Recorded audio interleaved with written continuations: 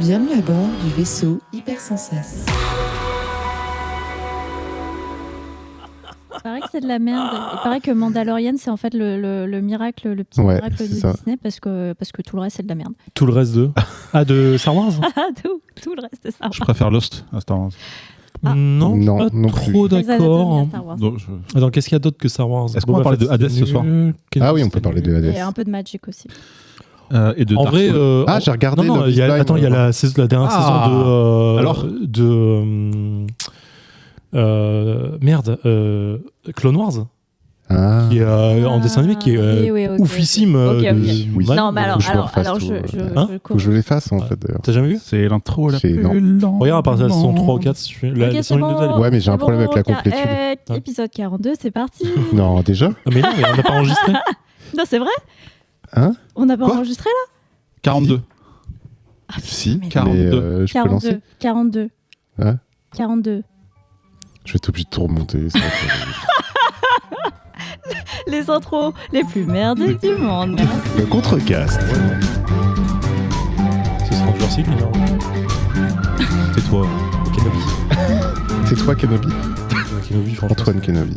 Alors, je tiens à dire que Zef, tu parlais déjà pendant les intros musicales de l'épisode précédent. Ah, mais j'entendais pas la musique. Ah, c'est Mytho. pas vrai. Mytho. Oui, mytho complètement. Quel Mytho, mytho. Putain, mais j'en peux plus.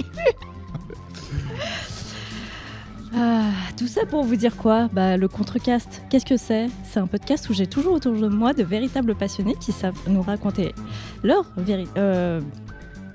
Ouais, il y a du montage, c'est ça que t'es en train de me dire. Ouais, je suis en train de te dire qu'il y a du montage. Je Est-ce suis qu'on peut obligée de- revenir sur J'ai autour de moi, parce que pas autour de la table?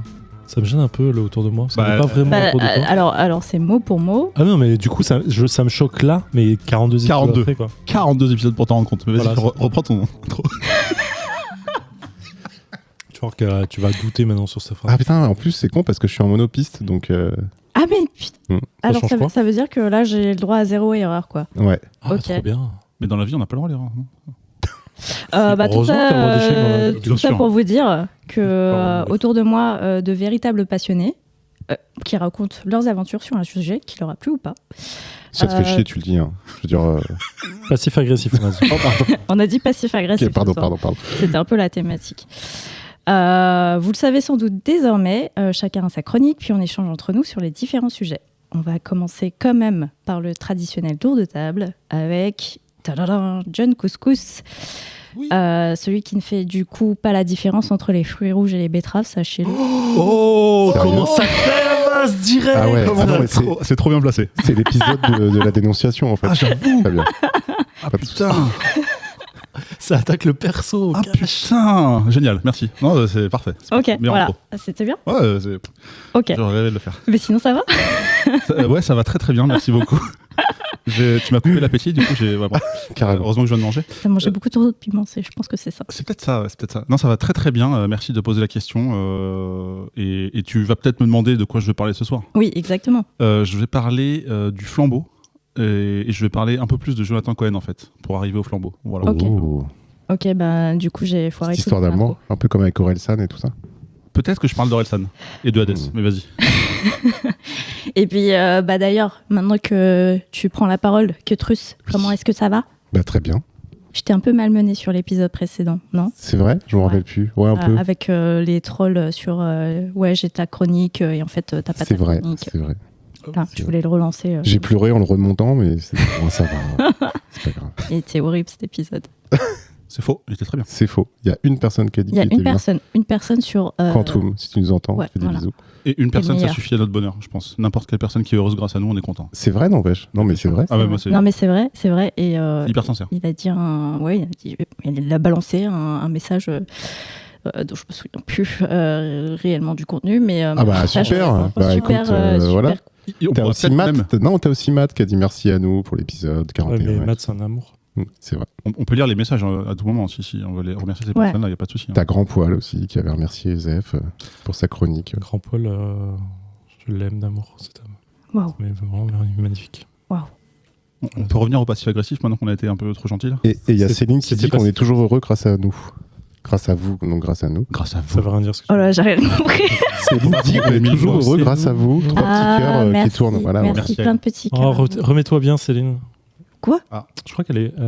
J'ai vu un Insta où elle avait repris ses béquilles, donc je crois qu'elle était blessée. Non Ah mince. Ah, Bah, des merde. bisous alors. Ah, Bah les ouais, bisous. des J'ai bisous. gouré. Des bisous. Des bisous et Bon, on va t'envoyer des bonnes ondes. Enfin, peut-être pas Ouais. ce soir parce que vu que Soigne-toi l'épisode bien. il est un peu sous le thème. Enfin, voilà. Ah Donc oui, je vais bien, Anya. Mais oui, voilà, merci pour en revenir au sujet. Et ma faute. alors ça c'est pas. Ouais, c'est que- un peu relou. C'est un peu mais relou, bon, on va pas parce se plaindre. que- C'est bon. Ah, merci. J'apprends Internet. Petit problème technique, John C'est ma Peters qui faute. ne sait pas se servir de son téléphone portable. Je connais pas la différence entre les betteraves. Ouais, exactement. Oui, voilà. Il y en a pas, Entre- putain. Mais sinon, de quoi tu nous parles? Que truce? Le métal. De métal. Et enfin, celui qui fait la tronche depuis qu'il est arrivé au studio. Il y a 4-5 ans. Parce qu'il s'est fait rembarrer direct quand il a posé une question aujourd'hui. Mais ok. Après, il me semble avoir envoyé plein de petits cœurs. C'est vrai, il y a eu des petits J'ai cœurs. pas vu de cœur. Il y a eu C'est beaucoup où de petits cœurs. Non, alors là, il y en a eu un. Passif. Agressif. Un gros. Un gros. Je vais te mettre un gros cœur en disant. Un gros cœur dans les... Gueule. Mais comment ça va, Zé? Bah écoute, ça pourrait aller mieux, mais on va pas se plaindre. Bah voilà, génial. Ma bonne dame. Bah, Ma bonne dame. Non, je suis content. J'ai eu une bonne nouvelle aujourd'hui. Voilà. Oh, est-ce que tu veux la partager? Non, c'est personnel. très bien, Ok, merci. bah voilà, merci. Moi, je sais, et voilà. Et je dirai pas non plus. Ah bah génial, merci. Ah bah. Voilà, il y a voilà, des gens- ça il y a des gens plus proches que d'autres. Je sais pas quoi dire. On est sur le même banc avec John. Je sais pas. Et il y a peut-être une raison. Non, il y en a pas.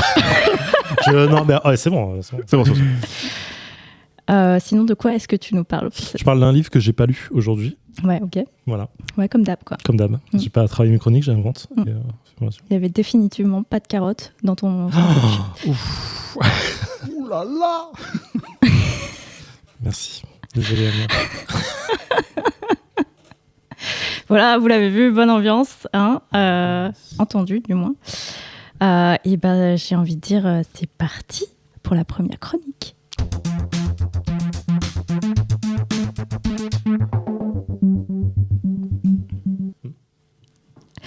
Sans même lire le synopsis, j'ai vu les couvertures de la série de bouquins dont ça va nous parler. J'ai voulu un stand-by, toute la collection, parce que je crois que tout est sorti. Mais j'ai quand même posé la question avant de savoir si c'était cool ou pas.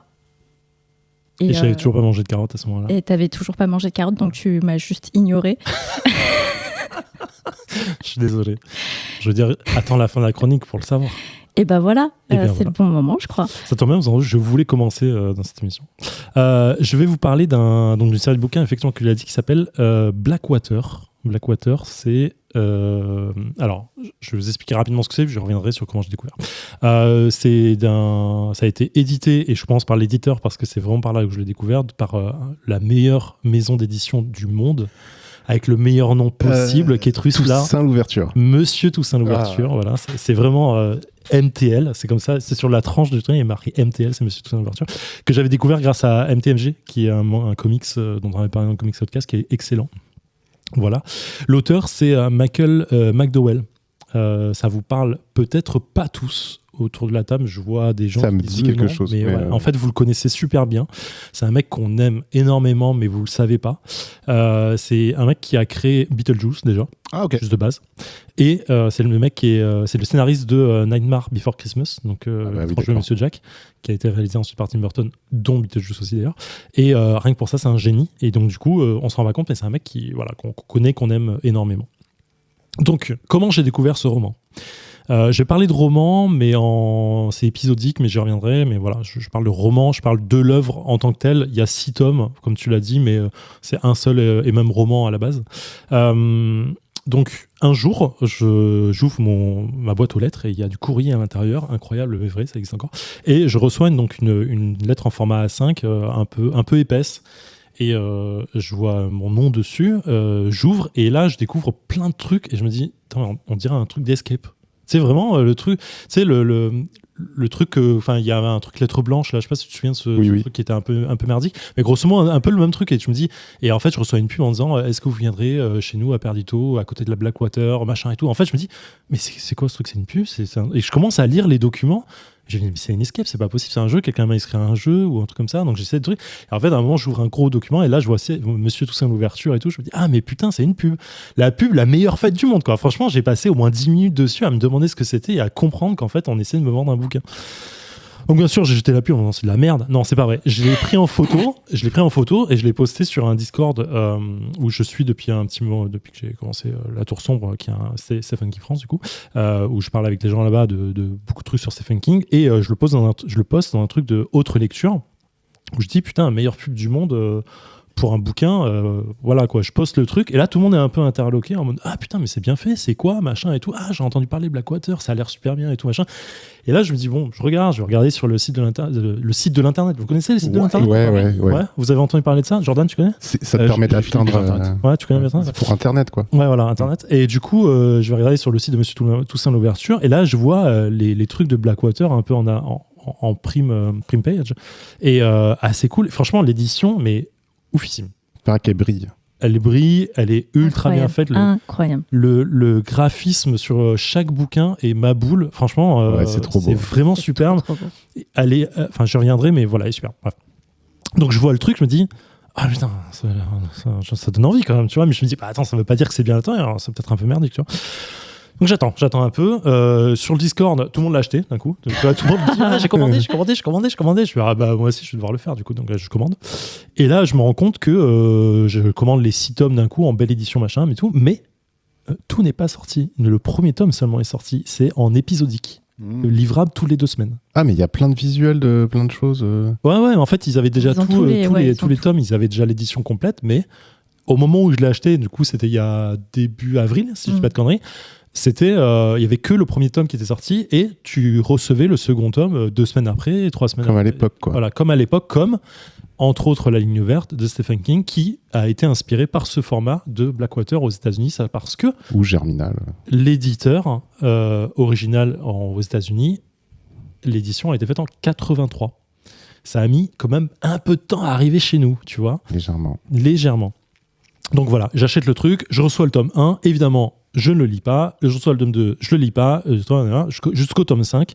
Pourquoi je ne le lis pas? Parce que si vous avez écouté l'épisode d'avant du Compte Cash, j'étais en train de lire La Tour Sombre, donc j'avais un truc bien mieux à faire. Direct quoi. Bah, La Tour Sombre, au-dessus de tout quoi. Au-dessus de tout. Ah oui, non, d'accord. Au-dessus de tout quoi. Même la Bible, je veux dire. Mais c'est la Bible. Oui, pardon, excuse-moi.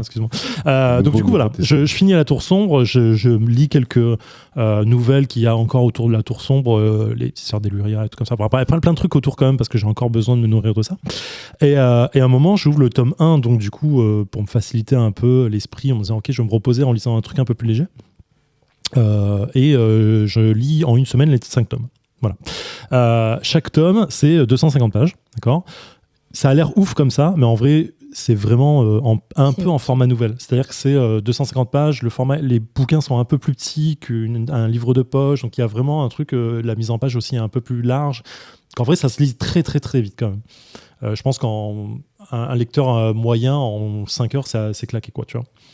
Et donc du coup voilà, je finis évidemment, je me dis bon l'épisode du Conte au Casse s'enregistre aujourd'hui, je me dépêche de finir le bouquin aujourd'hui, donc je l'ai fini cet après-midi.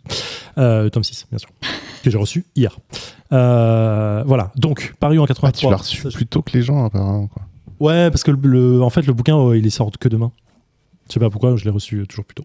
Mais vraiment toujours plus tôt. Sur le Discord, je l'ai posté. Mais quand c'est que tu l'as reçu, bah je peux rien. Moi, parce que c'est parce que t'as pris le collecteur entier d'un coup ou... Ouais, j'ai acheté le pack entier. Ouais, bah donc j'ai vu 8x6 quoi, tu vois. C'est pas cher en soi. Je crois que le bouquin est 8,50, 90 à la base. Donc franchement, il vaut ses 8 balles. Enfin franchement, même à 10-12 balles, je l'aurais acheté le bouquin. Il est vraiment beau. Hein. J'insiste dessus. Chaque couverture t'as tellement de détails que tu peux, quand tu as lu le tome, comprendre tout ce qui est dessiné dessus bien. Dans le sens tu comprends l'histoire entière. C'est assez fou comme truc, vraiment c'est ma boule. Donc voilà. Maintenant de quoi ça parle? Vous allez me dire ça a l'air trop bien là, ça fait 20 minutes que t'en parles, mais qu'est-ce que c'est cool. Alors non, c'est un peu nul. Non, ça va. La vache. Donc trop d'énergie. Explication. On est dans une petite ville du sud des États-Unis, 1919, fin de la Seconde Guerre mondiale. Sud des États-Unis, Alabama, petite ville qui s'appelle Perdito, la perdue, c'est un peu le nom de la ville. Et cette ville, elle est entourée par 2 rivières. La première qui est éponyme au nom de la ville, la Perdito, et la seconde qui est éponyme au nom du bouquin, la Blackwater. Là où se rejoignent les 2 rivières, et il y a une forme de, je sais pas ce qu'on appelle un confluent, je crois qu'on appelle ça, où tu as les 2 rivières qui se rejoignent, ça fait une forme de, un peu comme un tourbillon un peu bizarre, qui est du coup un endroit que les gens n'aiment pas parce qu'il y a beaucoup de légendes autour de ça. On est dans le sud des États-Unis, fin début du XXe siècle, tout ça, donc il y a un côté un peu fantastique, on va dire. Je mets des gros guillemets là-dessus. Et du coup, il y a beaucoup de rumeurs de il faut jamais se baigner dans la rivière, dans la Perdito. On va pas beaucoup parler à Perdito. Le truc s'appelle Blackwater, mais on parle très peu de la Blackwater. C'est la Perdito en permanence. Donc jamais se baigner dans la rivière parce que il y a beaucoup de courants, donc c'est dangereux pour tout le monde. Et puis en plus, sud des États-Unis, il y a des alligators, donc c'est dangereux. Et aussi parce qu'il y a des monstres qui y vivent. Voilà. Et du coup, je dis monstres, mais parce que oui, le livre est vraiment teinté de fantastique. Ce qui fait que c'est un peu bizarre à la lecture, mais je vais y revenir. Le gros du bouquin, c'est un mélange de 2 genres, du coup. Il y a ce genre un petit peu fantastique, mais c'est surtout... vous connaissez cette série, comment ça s'appelait Dallas, c'est ça? Le truc des grandes familles riches américaines, voilà. C'est exactement ça, dans les années 20. Du coup, on suit une famille qui s'appelle les Casquets, Caskey,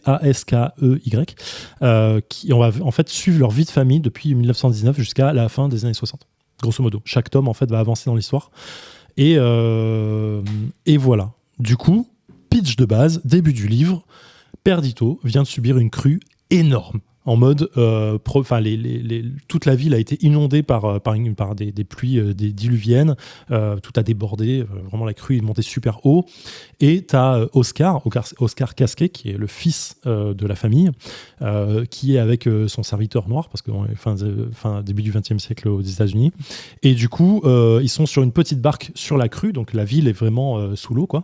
Et en fait, ils essaient de voir s'il y a encore des trucs à récupérer ou s'il y a des gens qui ont besoin d'être évacués et tout. Et ils arrivent au seul hôtel de la ville, dont j'ai oublié le nom, où là, en fait, l'eau arrive au premier étage de l'hôtel et il voit une fenêtre ouverte, et là, il voit une fille à l'intérieur qui est assise sur un lit avec ses vêtements et elle est là et elle attend en fait d'être secourue. C'est une fille plutôt jolie, jeune, elle doit avoir son âge à lui, donc une 20aine d'années, rousse, vraiment les cheveux, il explique qu'elle a les cheveux de la couleur de la rivière de la Perdito en fait, qui a une eau un peu rougeâtre, tu vois, un peu rougeâtre dégueulasse, avec une odeur un peu marée, tu vois, vraiment dégueulasse. Et donc voilà, ses couleurs de cheveux, et en fait il commence à discuter avec lui en mode est-ce que vous pouvez me sauver? Et il dit bien sûr on est là pour ça, tu vois. Il fait monter sur le bateau, ouais, et il se barre. Et au moment où il se barre, la fille dit « Ah, mais non, j'ai oublié mes bagages. » Et Oscar lui dit « Vous inquiétez pas, je vais renvoyer mon serviteur pour une fois qu'on sera arrivé en lieu secouru, safe, machin et tout. » Donc il la dépose et tout, et le serviteur revient à l'hôtel et elle lui dit j'ai 2 valises, j'ai une valise avec mes vêtements et une valise avec tous mes papiers administratifs, mes diplômes, mon acte de naissance, tout ça, parce que je viens pas d'ici, je viens d'arriver il y a 2 jours, blablabla, truc. Tu sens que c'est fou, c'est fucked up, hein. Tu sens que la meuf elle ment, mais comme tu le vois comme le nez où il y a le figure. Et le gars arrive et il voit qu'une seule valise, donc il prend la seule valise qu'il voit, il se dit l'autre a dû être emporté, quoi, tu vois, logique, quoi, tu vois. Et en fait au moment où il part, il se dit tiens, c'est bizarre parce que l'eau est déjà descendue depuis la fin de la crue. Et en fait, elle était montée genre au-dessus du lit. Tu vois, et en fait, il voit les marques sur le mur où la meuf a dit ça fait 3 jours que je suis là parce que la crue est arrivée il y a 3 jours. Ça fait 3 jours que c'est dans cette chambre. Et lui, il se dit rapidement, si elle est dans cette chambre depuis 3 jours, elle est dans l'eau depuis 3 jours, quoi. Et c'est pas normal. Mais il s'en fout, tu vois. Et en plus, voilà, c'est un serviteur, donc forcément, il est pas intelligent. Tu vois. Donc il continue et il part. Et là, c'est vraiment le début du truc. Et elle est recueillie par ce Oscar, cette nana qui s'appelle Elinor. Donc j'ai oublié le nom de famille parce que de toute façon on s'en fout pour l'instant. Et donc elle est recueillie par ce Oscar et elle va venir vivre, donc c'est Casquet qui est la famille la plus riche de la ville parce qu'ils ont la scierie de la ville, les gens travaillent chez eux et tout machin. Et là elle est prise en grippe directe par la mère du gars qui s'appelle Mary Love. Stylé comme nom ou pas? Mary Love, c'est stylé ou pas? Je suis pas sûr. Qui est quand même la plus grosse connasse du monde. Mais Voilà. ça, on aime bien. Environ, mais ça on s'en doutait parce qu'on est dans Dallas, je vous rappelle, donc il y a forcément quelqu'un qui est chef de famille qui aime pas les gens, et c'est cette personne. Et en fait il va avoir une espèce de guerre qui va commencer entre Mary Love et Elinor, parce que elle, la belle-mère, elle se dit Tu vois, je dis belle-mère déjà parce que vous avez deviné. Évidemment, Oscar il va tomber amoureux d'elle, ils vont se marier et bim, et ça va commencer une belle histoire d'amour. Et la belle-mère, elle va la prendre en grippe de malade en disant de toute façon, cette fille elle est bizarre, je comprends pas comment elle est venue. Est-ce qu'on sait d'où elle vient? Non, on ne sait pas d'où elle vient et c'est quand même bizarre. Mais si maman elle a dit ça, non mais c'est sûrement des conneries. Il faudrait vérifier, mais non, on va pas vérifier. La pauvre, regarde, elle a tout perdu. En plus, on va l'accueillir chez nous. Donc il y a vraiment toute une histoire qui va se construire autour de ça et on va en fait rentrer dans ce schéma de guerre entre belle-mère et belle-fille. Histoire d'amour, alors pas d'amour, plus histoire de famille, comment c'est dur la vie de gens riches dans le sud des États-Unis avec la Syrie qui fonctionne plus très bien et on n'a plus beaucoup d'argent, mais la seule personne qui a l'argent c'est la belle-mère et bah du coup il faut lui demander et vraiment guerre de pouvoir un peu en interne, mais c'est du Dallas pur et dur, attention. Mais on se fait avoir, mais comme pas possible. Tu rentres dans le schéma et tu rentres dans l'histoire en mode j'ai trop envie de continuer. En fait, c'est ultra bien écrit, c'est du page turner de ouf. Tu enchaînes l'histoire et on va continuer comme ça en fin tome 2, tome 3, tome 4, tome 5 et on va avancer jusqu'à la fin des années 60. Pas beaucoup de morts, beaucoup de tensions, beaucoup de violence verbale entre les gens et en fait avec beaucoup de choses qui vont changer. Voilà, grosso modo, je ne vais pas aller plus loin que ça parce que vraiment, encore une fois, le tome 1, il se lit très vite et on voit vite où ça va aller sur certains trucs. Et vous allez me dire, mais attends, à part ça, le fantastique, il y en a. Il y a des monstres dans la rivière. Il y a des monstres dans la rivière. Et effectivement, il y a des trucs bizarres. Mais comme je l'ai dit, ça vient un peu comme un cheveu sous la soupe. Parce que Elinor, on comprend qu'elle n'est pas normale, cette nana. Sur la meuf, truc. Et tu la vois parfois aller se baigner dans la rivière et revenir genre tout va bien, tu vois. Et c'est la seule nana c'est la seule personne de la ville qui se baigne. Et parfois il y a des morts qui sont bizarrement dans la rivière et elle était en train de se baigner à ce moment-là. Wink wink, vous voyez ou pas? Oh, imagine. Pardon. Voilà, imagine c'est elle. Et en fait voilà, bref. Tout ça pour dire, j'ai adoré plein de choses dans ce bouquin. C'est un page turner de ouf. Vraiment, ça s'enfile tout seul. On s'attache malgré nous aux personnages, à tous les personnages. Vraiment, même Marie Love, où normalement j'étais en mode quand même, elle est stylée, la nana, quoi. Elle a tu vois, il y a une main de fer dans un gant de velours, la nana. Il y a une pure évolution de perso et c'est vraiment rare d'avoir une si grande évolution parce que tu vas naviguer sur 40 ans d'histoire, quoi. Donc, tu vois vraiment les enfants qui avaient 10 ans qui vont aller jusqu'à leurs 50 ans quand ils survivent et voir comment ils ont évolué, où est-ce qu'ils travaillent, avec qui ils se marient et tout comme ça. La beauté de l'édition des bouquins, bon, je l'ai dit, franchement, rien que pour ça vaut le coup de craquer. Et le format épisodique qui fonctionne super bien. Parce qu'effectivement, c'est un truc qui se lit super vite, tu le lâches vite, tu reprends la suite si tu l'as, mais si le fait de le recevoir toutes les 2 semaines, même si je ne l'ai pas lu comme ça, a quand même un impact assez cool.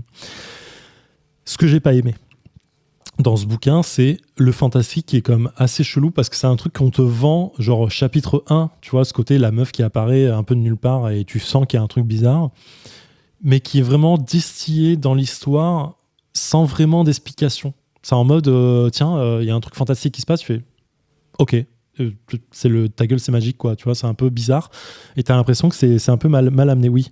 C'est un peu comme dans Lost, j'ai l'impression. Oh Attends. J'ai cru qu'il allait enlever ses écoutes. J'ai cassé la gueule. Faudra couper ce passage du coup. Autre chose. Donc c'est un peu chelou le fantastique. Moi j'ai eu cette sensation de dire, en vrai, il n'aurait pas été là, ça aurait été amené différemment ou expliqué différemment, ça aurait été pareil. Il n'y a pas d'ajout, je trouve, là-dessus. Le côté Dallas en livre, en vrai, c'est un peu chiant. Il y a un côté un peu... En fait, j'avais un sentiment de... je suis en train de m'attacher à des familles ultra riches, tu vois, et ça me gênait un peu d'avoir ce sentiment et qui voit passer les... Vraiment, genre, les mecs qui sont de plus en plus riches et ça devient un moment le cœur du sujet, quoi. C'est en mode, oh, on a tellement d'argent, on sait pas comment le dépenser. C'est vraiment, tu dis, ça va, la vie, comment ça se passe, tu vois. C'est un peu bizarre. C'est un peu le anti 4 filles du Dr March pour un peu avoir l'idée. Okay. Joe for the win, bien sûr. Et donc, j'arrivais pas à être triste pour des gens riches. Et il y a des dialogues qui sont putain de lunaires, quoi. Quand je dis lunaire, c'est lunaire. Genre, à un moment, il y a un mec qui est là, on lui demande de partir de la ville parce que c'est un gars qu'on n'aime pas, grosso modo, je vais pas dire pourquoi. Et t'as un mec qui vient, il lui dit bah écoute, j'aimerais que tu te casses de la ville, je t'offre une voiture pour que tu te casses. Le mec il dit ok, il prend la voiture, il se barre, il revient pas. Ok, non mais c'est pas fini.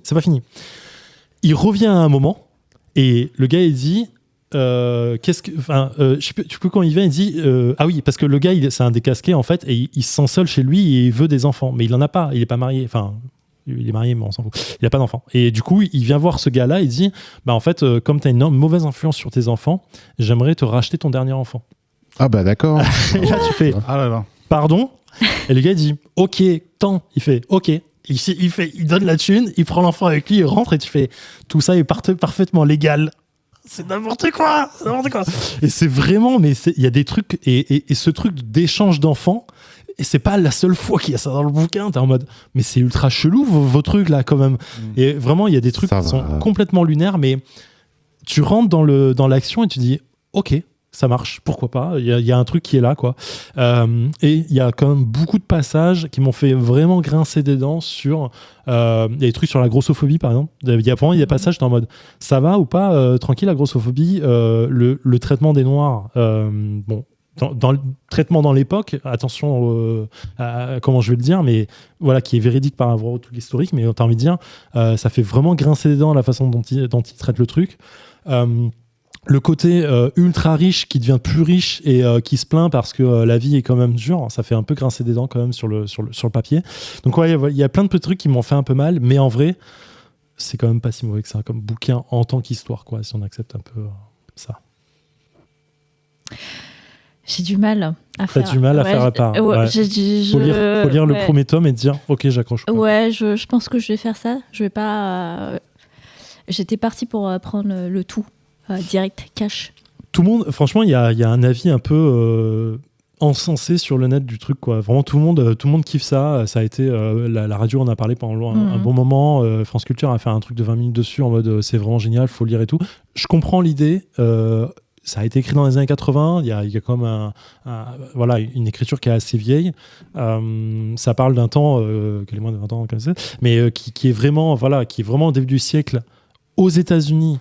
Dans le sud des États-Unis, donc vraiment il y a un effet un peu bayou, un peu bizarre où tu vois, c'est des pecnos, quoi, tu vois, presque, et c'est un peu bizarre, donc il faut quand même avoir ça en tête. Et c'est intéressant parce que là je lisais le 6e tome aujourd'hui qui arrive donc dans la fin des années 60. En parallèle je suis en train de lire un autre livre qui s'appelle 22-63, qui est un livre de Stephen King sur la mort de JFK, qui est un pavé, qui est super bien, je vous le conseille, vraiment c'est génial, ce sera pas mon coup de cœur mais franchement je vous le dis, c'est trop bien. Je suis à 200 pages, c'est déjà ma boule en termes de voyage dans le temps et du reste, voilà, c'est trop bien. Et en fait le bouquin parle beaucoup de la fin des années 50, donc on est dans les années 58, et à un moment j'étais en train de lire donc Blackwater, je me disais putain c'est la même époque de là où je suis en train de lire, et j'ai l'impression de lire deux époques complètement différentes. Parce qu'il y a un Stephen King, je pense, qui fait un effet. Il écrit ce bouquin-là, je crois, dans les années 90, je ne sais pas de conneries, on me reprendra sûrement sur ça.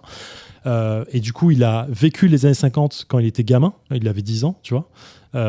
Et il est né dans les années 50, donc ouais, il a connu la fin des années 50 quand il avait 10-12 ans, tu vois. Et du coup, je pense qu'il y a un côté souvenir qui enjolive vraiment le côté cette époque-là, tandis que McDowell fait plus un travail de il est vraiment du sud des États-Unis, donc il connaît très bien comment ça fonctionne là-bas, quel est le type de population et le type de réflexion qu'on va avoir. Et du coup, il y a un effet, je pense, une dissonance qui est assez forte, sachant que Stephen King, en plus, il est du nord des États-Unis. Donc tu vois que t'as vraiment, et je trouve que c'est affolant parce que tu peux te dire, on est à la même époque, dans le même pays, et on a deux endroits du monde qui sont complètement dissonants, quoi. Tu vois, c'est vraiment trop bizarre, et pourtant c'est le même pays. Voilà, c'était juste pour mon analyse fine et super intéressante. Merci, je vous aime. Moi aussi, moi je. Okay. Voilà. John, un avis? Deux questions, en fait. Vas-y, chaud. Plus qu'un avis. Ouais. La première, c'est, j'attendais que tu en parles, mais la pub que tu as reçue, elle était relativement ciblée quand même. Tu l'as pas reçue par hasard? Enfin, c'est pas vraiment une question. Je pense que c'est Monsieur Toussaint Louverture qui a envoyé ça à toutes les personnes qui ont checkement dessus. Oui. Okay. Je pense que la pub, elle lui a coûté mais une fortune. Et c'est ma boule, quoi. Ça faisait longtemps que j'avais pas reçu une pub aussi bien faite. Mais c'est vachement cool, je trouve. Et l'autre question que je me pose, c'est est-ce qu'il y a un vrai intérêt entre le format épisodique et les tomes classiques de romans, en fait, où ça a été vendu en mode ça arrivera très vite. Je sais pas si on fait une différence entre l'épisodique et le... Là, je pense que l'épisodique, pour les gens qui l'ont lu toutes les 2 semaines, a un vrai intérêt parce que tu as vraiment le format du je finis le bouquin très vite et j'attends 2 semaines pour avoir la suite. Donc ça te retient un peu sur le truc. sinon, c'est un roman de 1500 pages, tu vois, c'est à peine plus gros que ça, en fait. Je montre un autre bouquin. Mais du coup, c'est à lire d'un seul trait. En un seul bouquin, je pense que tu y perds un tout petit peu. Le fait d'avoir des petits bouquins qui se lisent vite, t'as un effet... je sais pas comment expliquer ça. C'est un peu comme un truc d'apéro, quoi, tu vois. Tu lis ça, c'est rapide, c'est entre deux grosses lectures, c'est agréable, il y a un truc machin et tout. Et en fait, tu peux te dire, j'enchaîne une autre lecture et je reprendrai ça plus tard. C'est vraiment, il y a un truc intéressant, je trouve, autour de ça. Ok. Mais sinon, pas spécialement envie de le lire, très honnêtement. pour répondre à la question. Franchement, je râlais vraiment en lisant le truc, j'étais en train de râler en disant, c'est pas ouf, mais j'avais envie de lire la suite, quoi. C'est un pensionnat. Ouais, ok. Mais en fait, j'ai déjà suffisamment de livres à lire que j'ai envie de lire. Celui-là, il rentre pas dans la palle. J'entends complètement. Que truce. Peut-être avez-vous trouvé un bug. Mais qu'est-ce qui s'est passé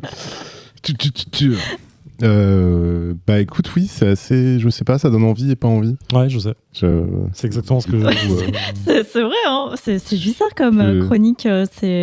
Écoutez, c'est mon plaisir, j'ai réussi à ce que je voulais. Ouais, je sais pas, je suis mi-figue, mi-raisin, chaud et froid dessus, quoi. Le côté Bayou, ça donne envie, en fait. Franchement, le même côté Dallas, en vrai. Voilà, le côté Dallas, c'est assez cool, en vrai. Après, on accroche ou pas à ce genre de truc, quoi. Moi, j'ai jamais aimé Dallas, mais en vrai, là, j'ai accroché de ouf. Non, moi non plus, mais parce que j'ai pas accroché, j'ai pas regardé Dallas, mais j'ai adoré Succession, tu vois. J'ai pas vu Succession, mais du coup, ça doit rimer. C'était dans l'ambiance de l'émission, je trouve. Mais bon, il faut regarder Succession, d'ailleurs, c'est vachement bien. Mais... Okay. Mais ouais, je sais pas. Mais le fantastique, quand même, il a un intérêt. Il se finit. Il a un intérêt. Il a un vrai intérêt fondamental dans tout le bouquin. Mais je trouve que pour moi, il aurait pu ne pas être là, ça aurait été très bien aussi, quoi. Mais il a ce côté fantastique qui est intéressant aussi. Ah, mais ça veut dire que rien que le côté Dallas, t'as quand même happé assez pour que tu... Ouais, non, mais vraiment, voir l'évolution des persos et surtout l'aigreur et le cynisme des persos entre eux. Ouais. Putain, il y a des trucs de ma boule, quoi. Okay. Vraiment. Et il y a des passages, enfin, il y a des morts. Hein. Il y a des morts et parfois, il y a des morts...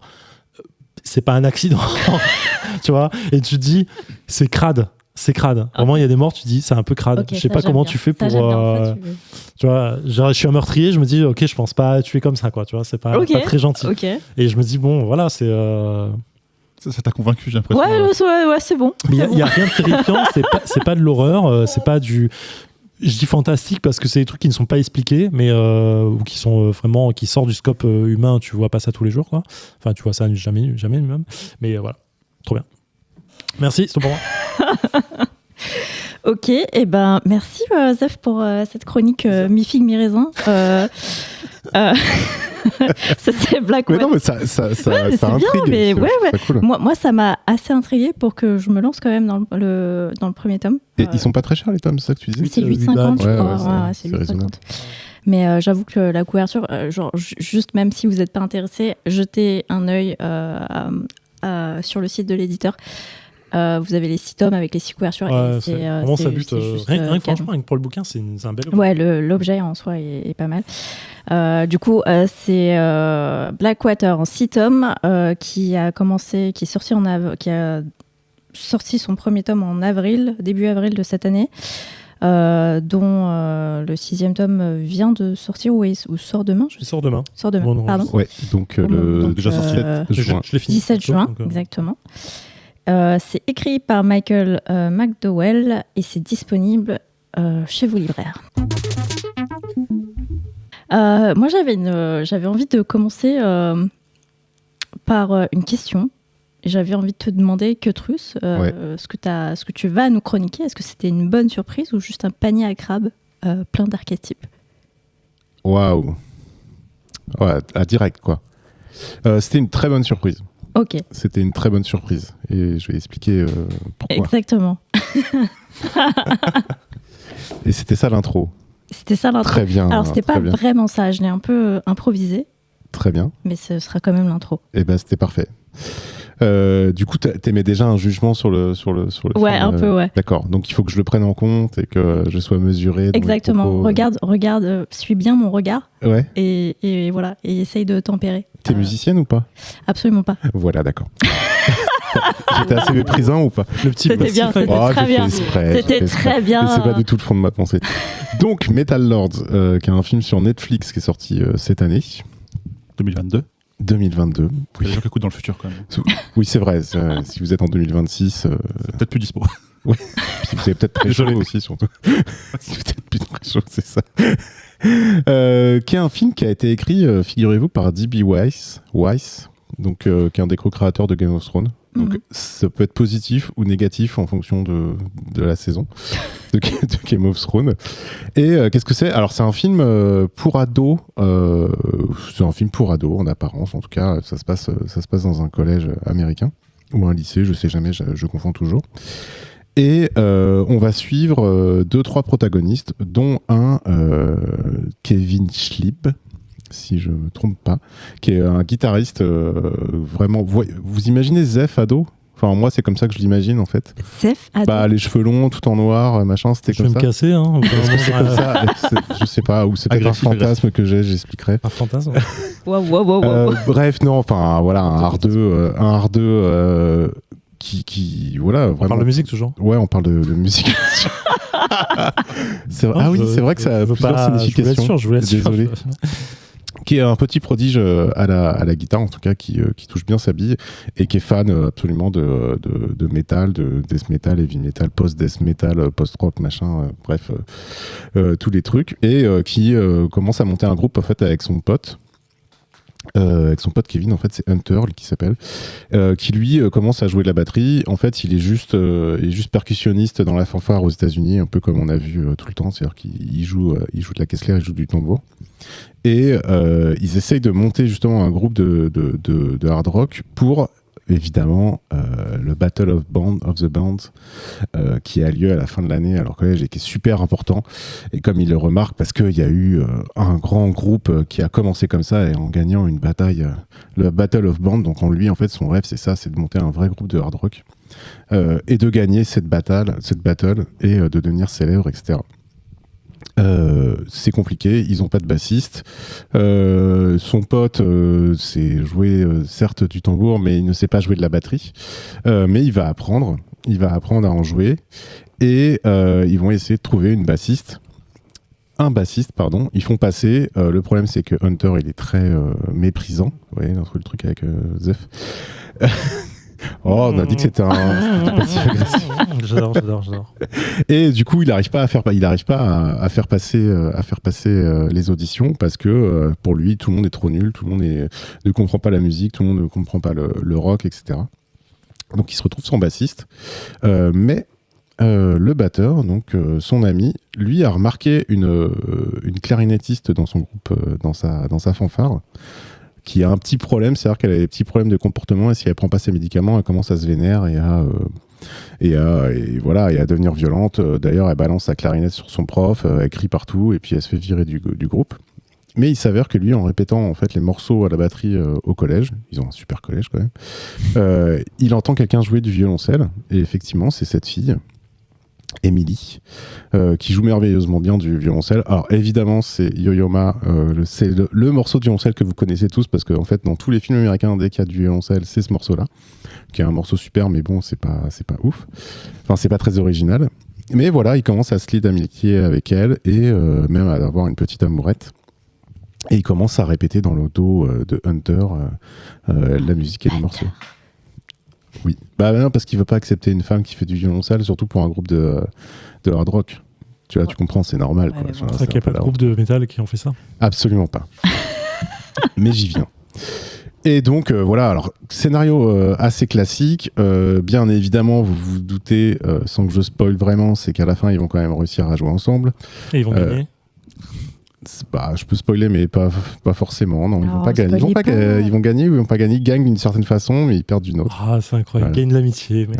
Ah là là. Ça pue, c'est de la merde.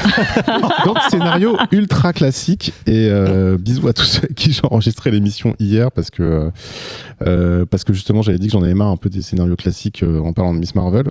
Mais sur ce fond ma foi, tout à fait classique pour un film adolescent américain. Et ben en fait, la façon dont c'est traité, la façon dont les personnages sont traités, parlent, on voit surtout chier l'ordre convenu, l'ordre établi, est fantastique. Et surtout, c'est un film qui aime la musique, c'est un film qui respecte les musiciens, c'est un film qui respecte la musique et qui s'y connaît en musique. Tous les acteurs savent jouer, jouent de leur instrument, merveilleusement bien. Et derrière, en fait, c'est pas n'importe qui, parce que déjà à la musique, c'est Ramin Djawadi, celui qui a composé les musiques de Game of Thrones et Westworld. Même si on n'entend pas beaucoup ses compositions et je sais pas exactement ce qu'il a apporté, ce qu'il a mis, etc. Il a fait le générique de fin. Hein. Il a fait le générique de fin. Non, mais même pas. Mais surtout en conseiller musical. Donc, je sais plus, je crois que c'est ça le terme, music advisor ou un truc comme ça. C'est Tom Morello. Morello, ah oui, d'accord. le guitariste de Rage Against the Machine. Ah, putain, je me sentais trop mal. que l'on voit dans le film. Et là, en fait, ça change tout parce que la musique qu'il joue pour la bataille des bands, Battle of Bands, la bataille des groupes, c'est une composition qui a été faite exprès pour le film. Donc pour le groupe qui est constitué, qui s'appelle Skullfucker. Oui, on est dans les clichés un peu hard rock, mais C'est en quelle année Hein? Tu l'as dit, c'est en quelle année, pardon? Là, Le film 2022. Non. Ah, c'est C'est sorti. c'est un truc des années 80. Comme ça, Et oui, mais les années 80, c'est très cool, faut les revisiter, j'ai surtout pas au dit niveau contraire. rock. Ça fait très années 80 le nom du Ouais, et puis bien sûr avec le lettrage, voilà. parfait. En même temps, Dying Fetus, c'est il n'y a pas si longtemps que ça existe Ouais, comme c'est groupe. Voilà, bon, il y a beaucoup de choses. Ah, mais ça marche. Donc c'est vraiment autour de ça, autour de quelque chose de très classique qui pourrait être un film adolescent, qu'on a vu et revu. Et en fait, pas du tout. Ça parle vraiment de musique. Ça parle d'acceptation. Ça parle aussi autour du personnage d'Emily qui a donc ce problème, donc soit du TDAH, je sais plus comment on dit ça, un truc comme ça où elle prend ses médicaments pour aller mieux, mais elle en a ras le cul de prendre ses médicaments. Donc en fait, ça provoque des colères immenses, ça la fout dans la merde, etc. Donc ça parle un peu de rejet, qui est un thème quand même assez classique aussi dans les films adolescents américains, mais ça en parle un peu différemment, je trouve, ça en parle un peu plus intelligemment et beaucoup plus finement que ce qu'on pourrait penser. Et voilà, mais surtout, c'est un film qui respecte la musique, qui donne envie de faire de la musique, qui donne envie d'écouter les choses.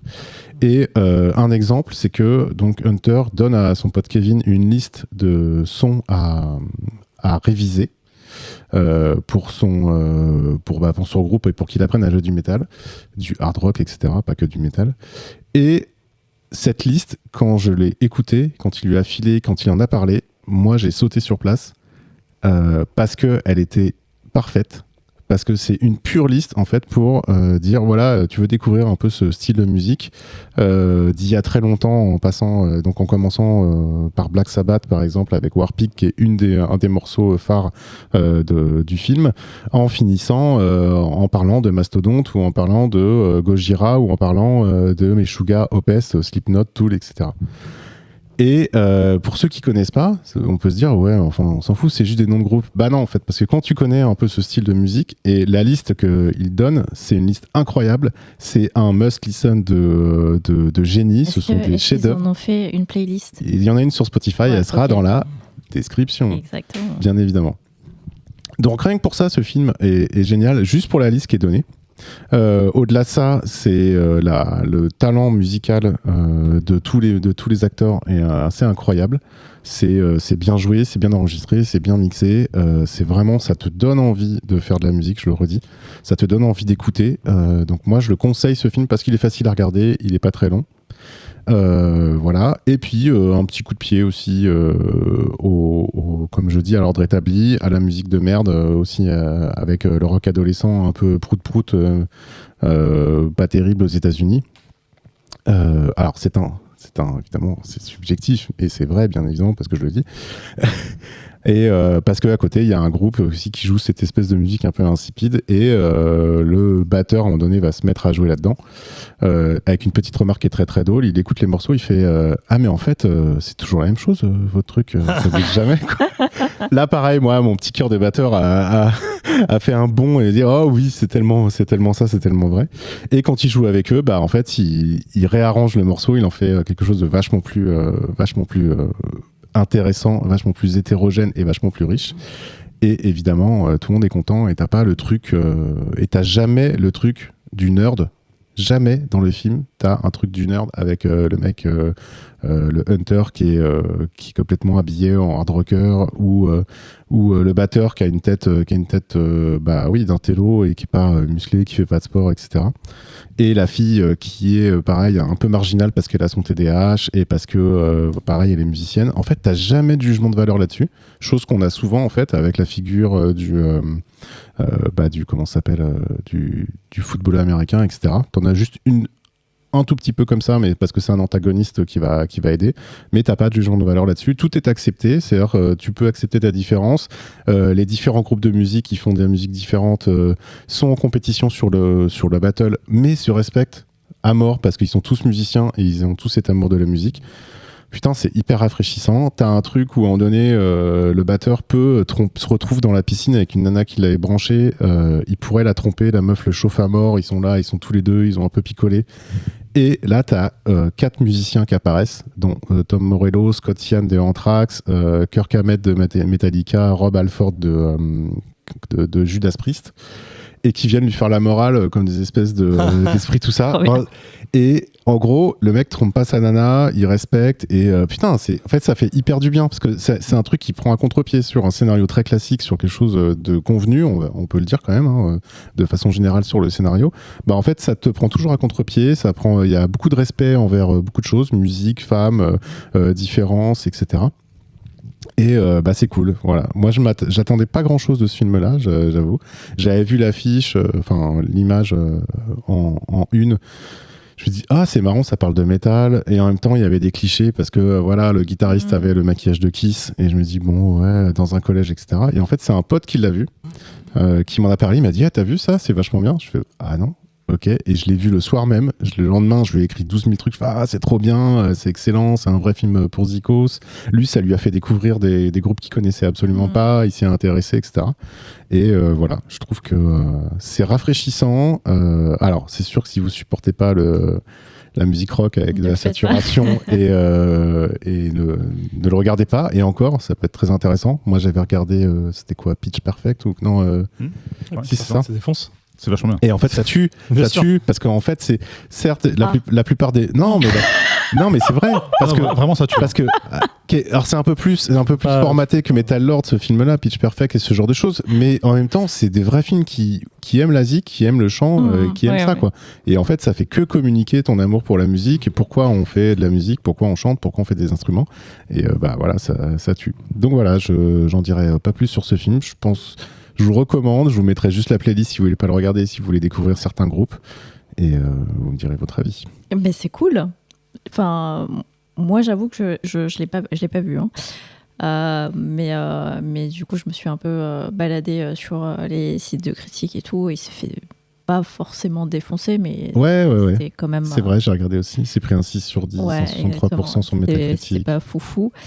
Et j'avoue, après avoir vu le trailer, je pense qu'il y a foncièrement tous les gros moments du film, mais c'est juste que ça donnait pas envie, et pour le coup, c'est pour ça que je l'avais pas regardé au début, tu vois. C'est pareil, je me suis dit ça va pas être ouf, et en fait s'il y avait pas ce côté musique et justesse surtout, et précision sur les morceaux qui sont cités, sur les morceaux qu'on entend, et le fait qu'il y ait Tom Morello derrière, je pense, tu vois, et puis d'autres d'autres consultants musicaux, c'est des gens qui s'y connaissent, c'est leur métier, et c'est des génies. Enfin, je veux dire, tous les musiciens que tu vois dans le film, c'est des génies.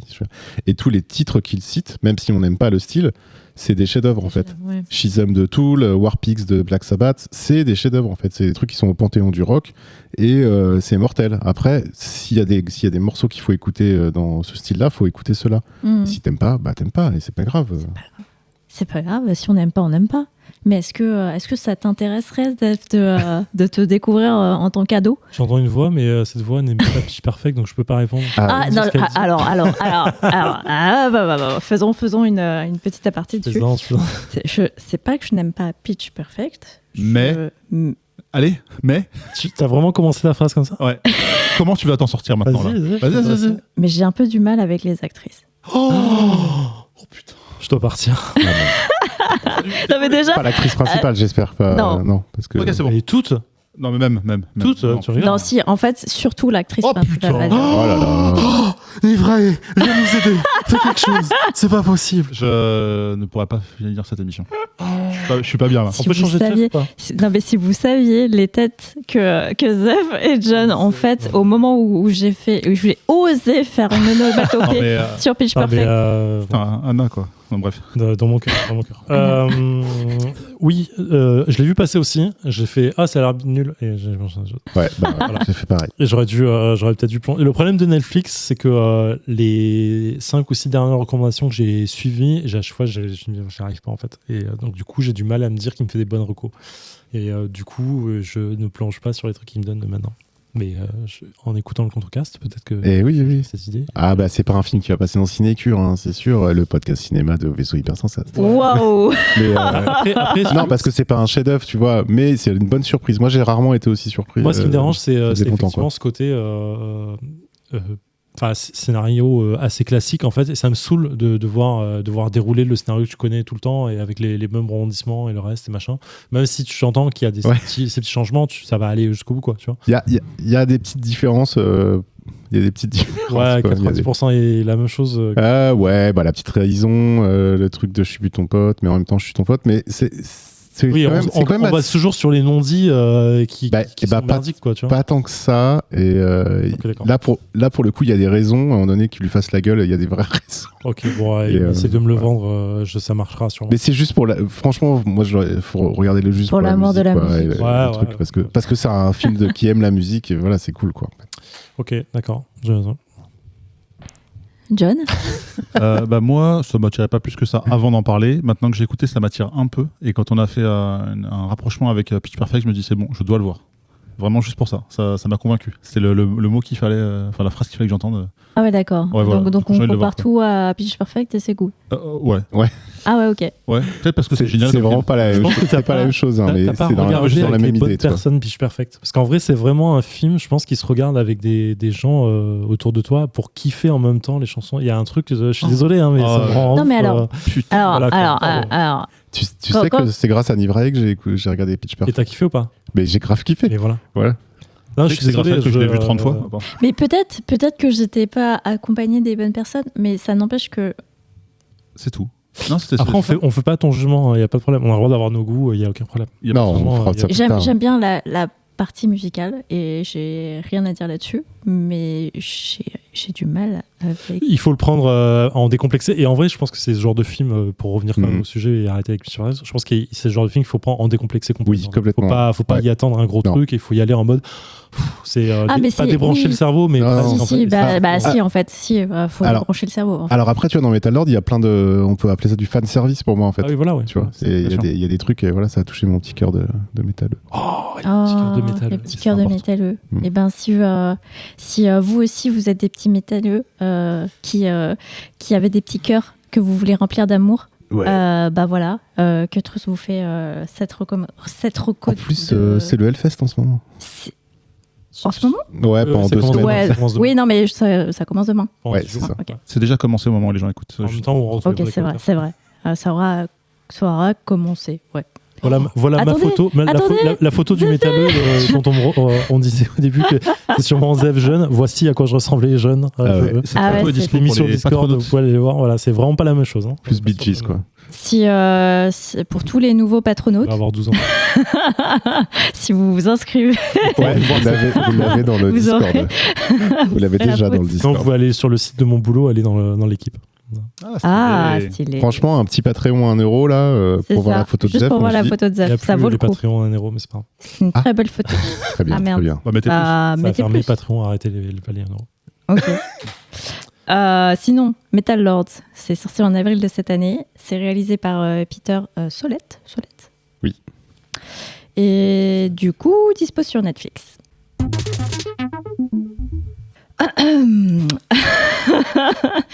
Parce que, voilà, je vais me tourner vers toi, John. Mhm. Et je sais qu'il y a un truc qui te fait bien kiffer et qui détrône les sushis. Mhm. Je sais pas. C'est ton amour inconditionnel pour Denis Brognard. Ouais. Ok. Ok. Ouais. À la base, je l'avais écrit en mode pour le doigt de Denis Brognard.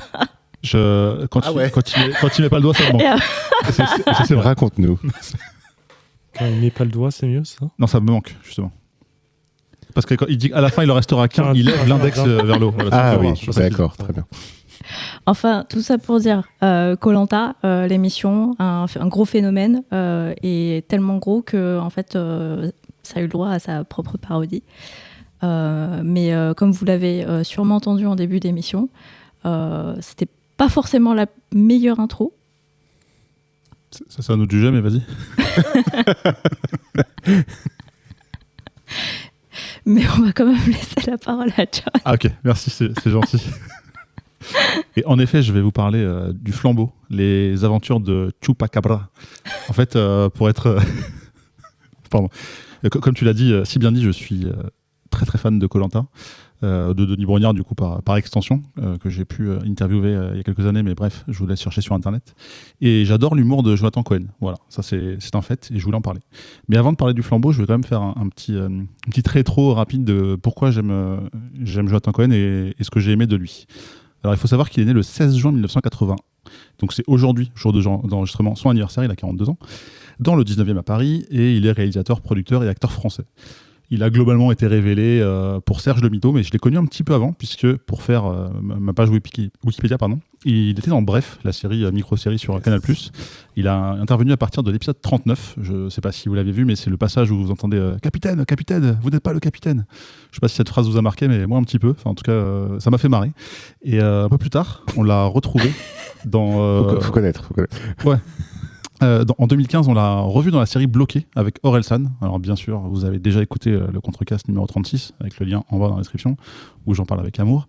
Et il intervient en tant que Serge le Mito. Et franchement, là, je me suis tapé des barres sur ces sketchs parce que il part sur une espèce d'impro. Et de toute façon, c'est un peu sa façon de faire et de travailler. C'est qu'il part dans des délires tout seul et en mode pas forcément... Enfin, c'est clairement pas écrit, quoi.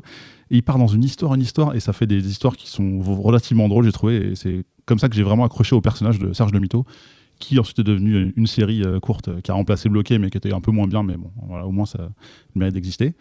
Et ce que j'ai beaucoup aimé aussi qu'il a fait plus récemment, en 2019, c'était Family Business. Oui. Alors j'ai regardé que la saison 1, et il y en avait 3. Et en fait, hier, je me suis dit, mais pourquoi j'ai regardé que la saison 1 ? J'étais fatigué, j'ai regardé un épisode de la saison 2, puis toute la série, il n'y en a que 6, mais bon quand même. Et j'ai commencé la saison 3 depuis cette nuit. Quoi. Meilleure saison, la saison 3. C'est vrai ? Oh là là. J'ai hâte de... Je pense Toi que qui aimes Denis Brognard en plus. Oh putain, j'adore, j'ai hâte.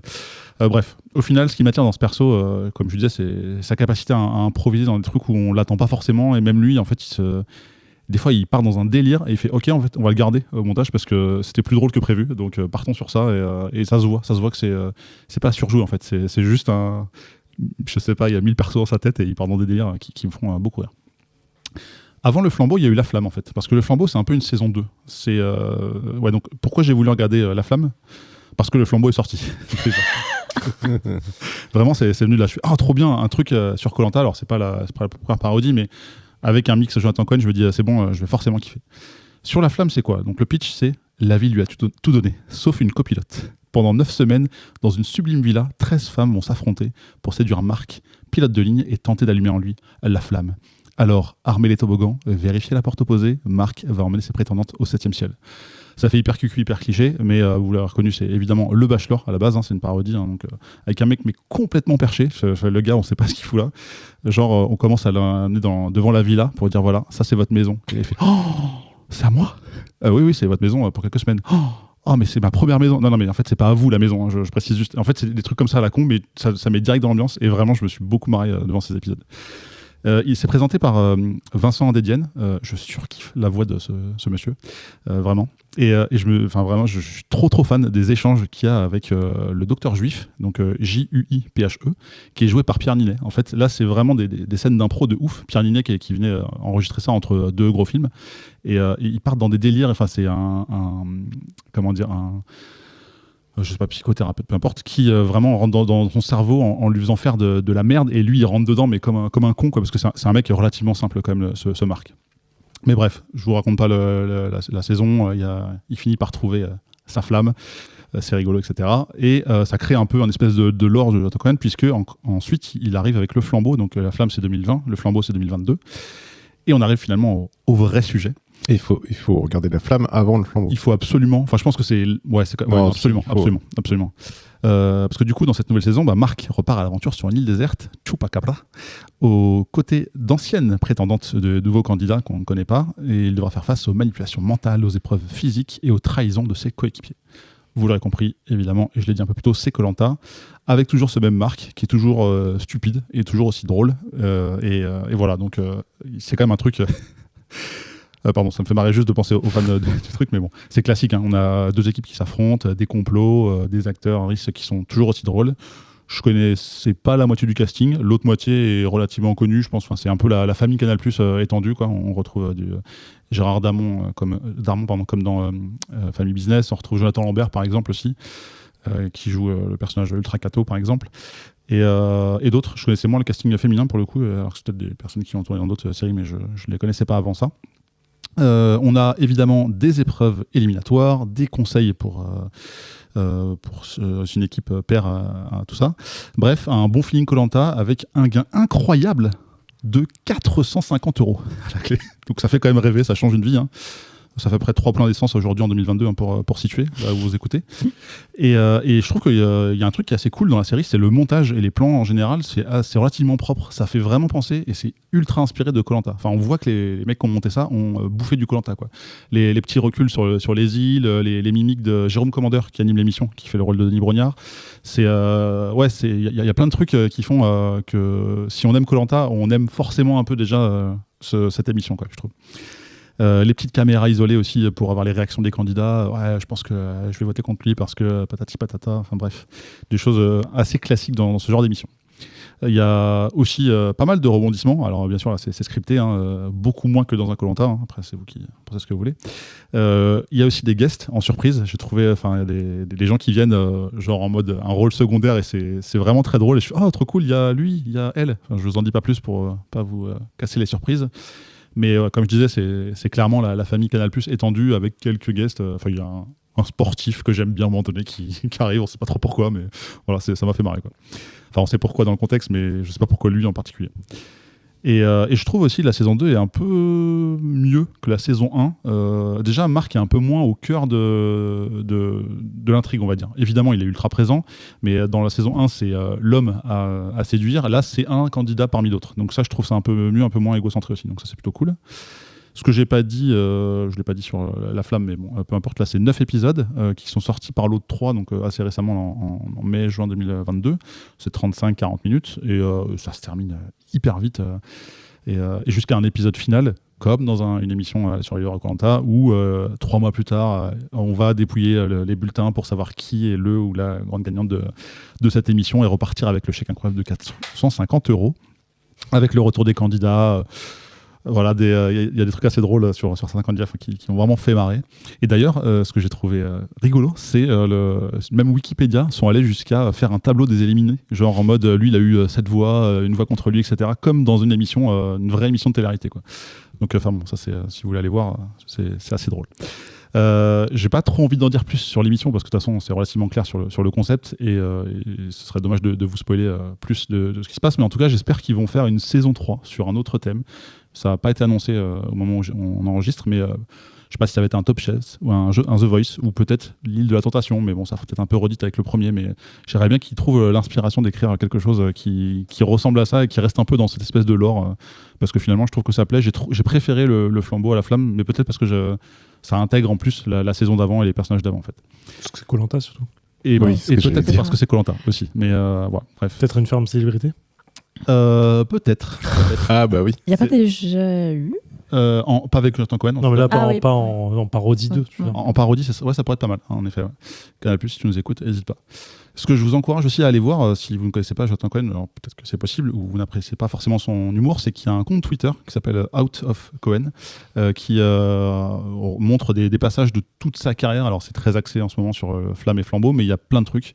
Et un peu pour tester l'humour avant de regarder. Alors évidemment, c'est écrit dans la description, n'allez pas chercher.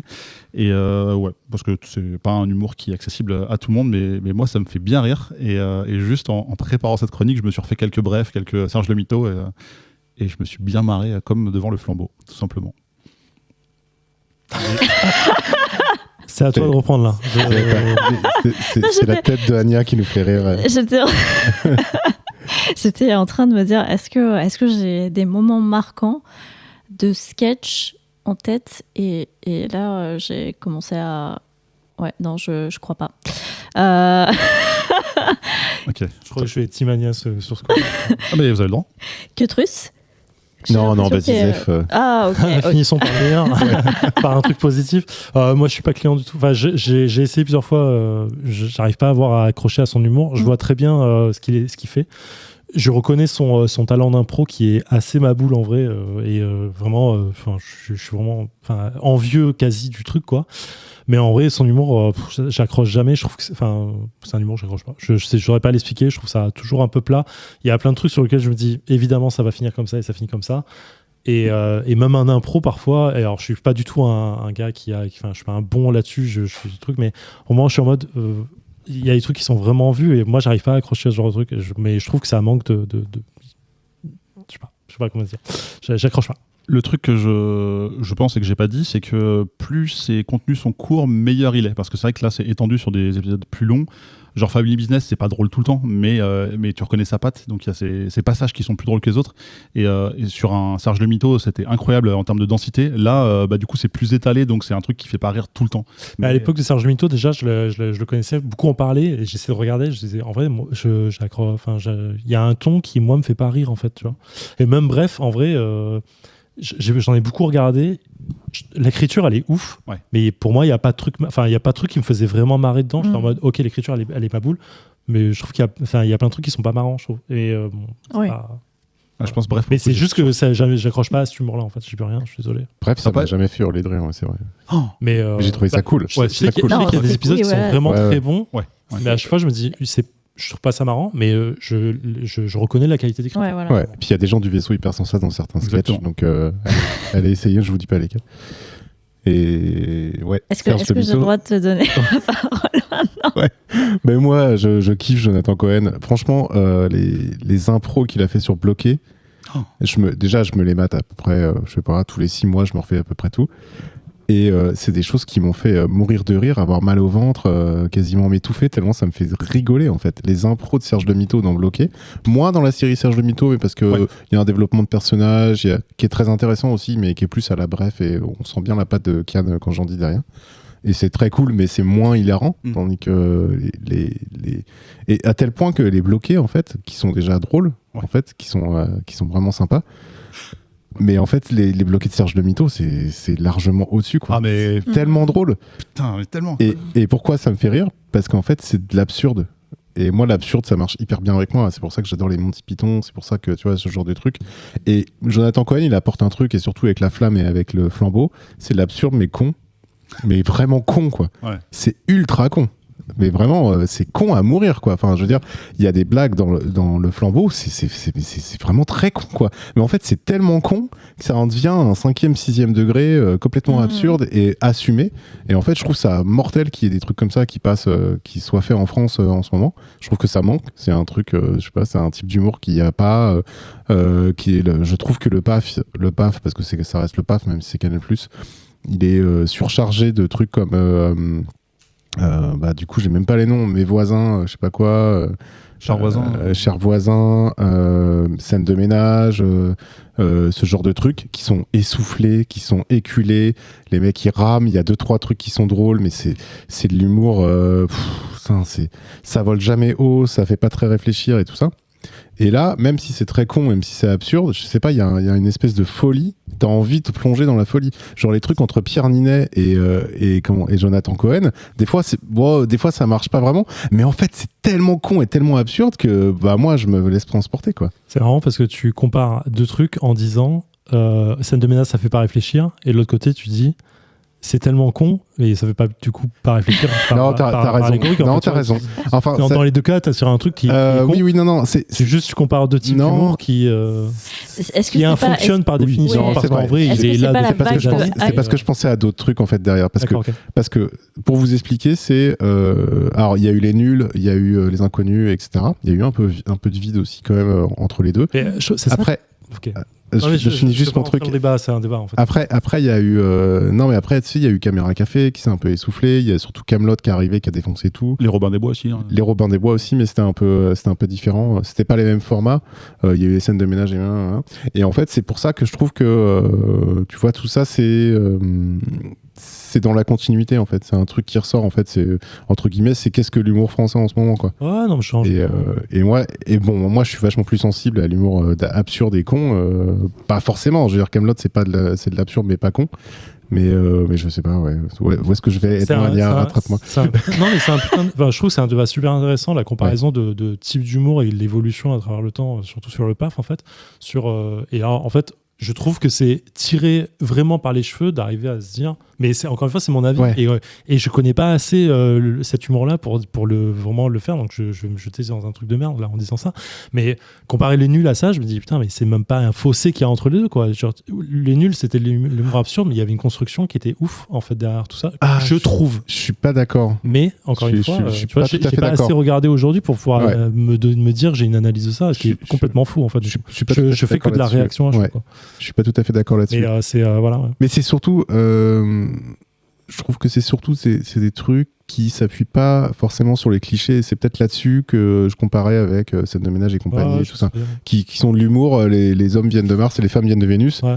J'en veux plus de ce truc-là en fait. C'est insupportable. Encore une fois, j'ai mon avis sur un truc. Tu vois, Kaamelott, j'ai jamais vraiment accroché en fait. On a dû m'attacher à une chaise pour tout regarder ça. Oui, t'aimes bien être attaché à une chaise aussi. Et là, c'était pas la même chose. Mais du coup, c'était vraiment dû. J'ai une pote qui est venue chez moi qui à 10h du matin. Elle avait tous les DVD de Kaamelott. Elle m'a dit on va tout regarder dans la journée, et on s'est enfilé toutes les saisons en évacuant.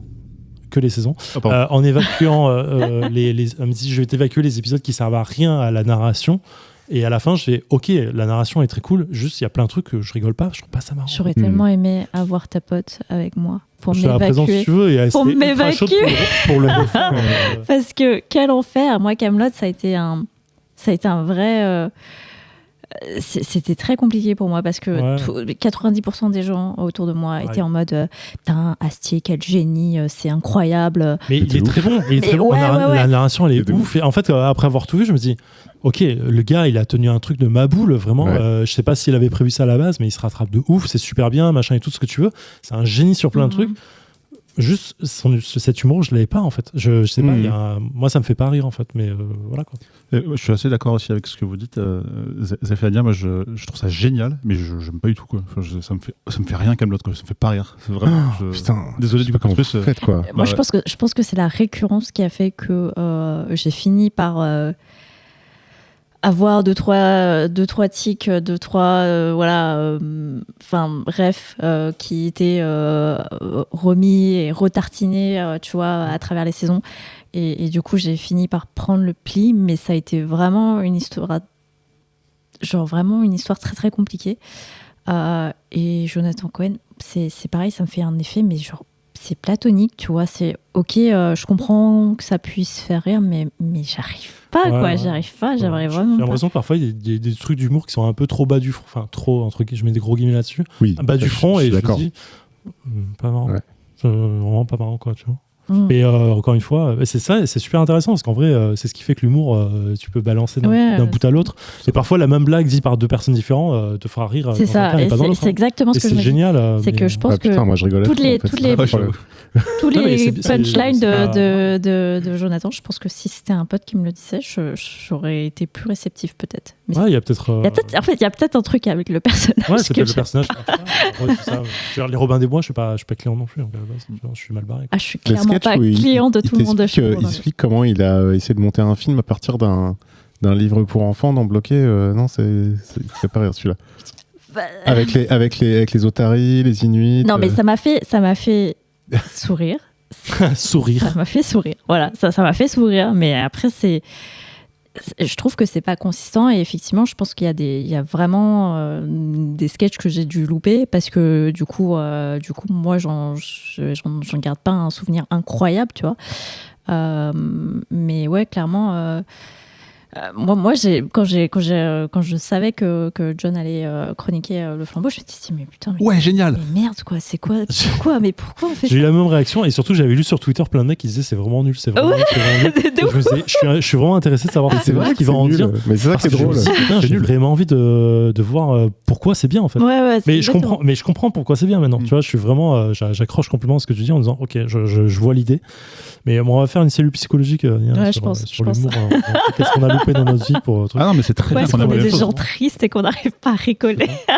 Bon, moi, je me sens un peu mieux que toi parce que j'aime Pitch Perfect. Mais après, je veux pas non plus remuer. Mais juste. The Office, non, peut-être Oh, putain, génial. Ah bah Alors- si, The Office, c'est cool. Ouais. The Office, oui. Ah, ok, c'est bon. Mais sans Steve Carell, c'est encore mieux. Bam. Mais quoi Sans. Sans, Et, Steve et Carell, je suis assez Au d'accord. moment où Steve Carell parle Je de la suis série, assez moi, j'ai trouvé ça d'accord. vraiment magnifique. J'ai trouvé Mais ça. avant, j'étais en mode, à chaque fois qu'il apparaissait à l'écran, en disant, En fait, gros comme un camion, ce qu'il va faire. Gros comme un camion, c'est Steve, nul. Tellement de choses à dire. là, on lance tous les débats du monde. Mais c'est intéressant, c'est génial. Ouais. Mais j'ai commencé à regarder The Office grâce à Jordan, donc je peux pas, Ah, ça, je peux pas lui dire un truc. Et Mais moi, tout avalé. je suis d'accord parce qu'en fait, il y avait un truc où je m'étais dit, putain, ça va devenir nul. Et c'est jamais Quand il est arrivé. parti Et quand il est parti, Ouais. je me suis dit, mais en fait, c'est pas si nul que ça. Non, parce que les vrais Parce que les vrais personnages principaux, ressortent. ils sont là, Ouais, en fait. exactement. Ils sortent plus, en fait. Et il y a un peu moins de cringe. Tellement pas, il a tellement de choses que le personnage de. Ils ont tous. Il a Michael amené une amène. dynamique dans The Ouais. Office Ouais. qui est cool. Au bout d'un moment, elle est tellement répétitive que moi, je trouvais ça nul. Je me disais, Ah oui, j'ai non, c'est ça. j'ai Ça, en fait, trouvé ça- ça ça- relou, ça en fait, dès que s'essouffle. ses apparitions. Ça s'essouffle. Et du coup, quand il est plus là, bah, en fait, les vrais laisse personnages, plus de place aux autres. ils arrivent vraiment. Ah, ça c'est sûr. Ça, Ah bah ça c'est sûr, Ah, ça, parce c'est que sûr, parce que c'est sûr. franchement, toutes les saisons où il était là, t'avais que lui, il quoi. bouffe la T'avais- place, ouais, bien sûr. il bouffait la place. Et c'est ça que je Ouais, trouve. c'est pas que ça aussi. En fait, c'est un pivot pour les autres. Mais Oui, mais en fait, il amène des scènes qui font réagir les autres. Mais Ouais. du coup, toute la construction des personnages, elle se fait sans lui, tout le temps. Ouais. Donc, si tu veux, Oui, c'est vrai. il amène des scènes qui sont marrantes parce que les autres personnages interagissent avec lui. Mais du coup, c'est pas lui qui est marrant. Bah non, mais c'est la globalité. Enfin, Oui, mais si tu veux, c'est pas son personnage qui amène le truc de l'humour, c'est les autres personnages qui, eux, normaux, réagissent avec ça. Mm. De fait, ça pourrait être n'importe qui d'autre, ça fonctionne. Alors, Et non, dans la peut-être pas, peut-être pas suite, jusque-là. Peut-être pas jusque-là. je suis pas d'accord. La suite Non. fonctionne tout autant avec le personnage qui reprend son rôle, entre guillemets. Putain, mais Ça marche tout Gueule qui aussi bien. tire, mec, des fois. Mais arrête, quoi. Son sourire Ouais, de je dis débile. pas. ouais, Je dis franchement, pas, Ça va me mais faire après, mourir de rire. mais bon. la même série sans lui, elle est pas aussi bien. Clairement. Bah, c'est la suite, en fait, quand il est pas là et ça non, fonctionne. non, parce que tu aurais pas. Non. Mais je sais pas si.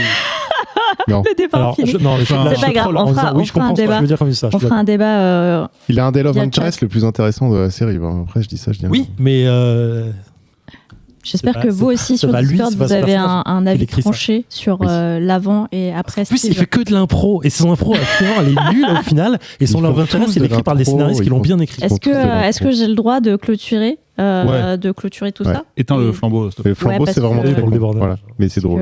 Parce qu'en fait, on parlait pas de The Office de Ouais. base. C'est pas grave. Faut être ouais. Mais c'est comme. Et, Non, mais et c'est John, sûr, il ouais. est triste. Mais c'est comme Non. l'humour dans Hades, par exemple, tu te rappelles Ah, Death. Ah Ah, putain, mais- les enfants. C'est comme l'humour dans Lost, c'est trop bien. Ah, j'en peux. On a déjà parlé de Lost. hein. Ah ouais, l'humour de Mais- Lost, oh putain. Ah, trop bien. Ah, et ouais. franchement, laisse-moi si Dark vous Souls. regardez certaines Dark images de Souls. Magic, il y a des trucs Ouais. qui sont- Ah, bah, ouais, tu je sais, pense- les orangs-outans Bien sûr. look Tabile. Ah, c'est Tous vrai. les épisodes sous le like. Je veux parler de Soul à la fin. C'était pas ça. Qui aime l'âme c'est ça Oui.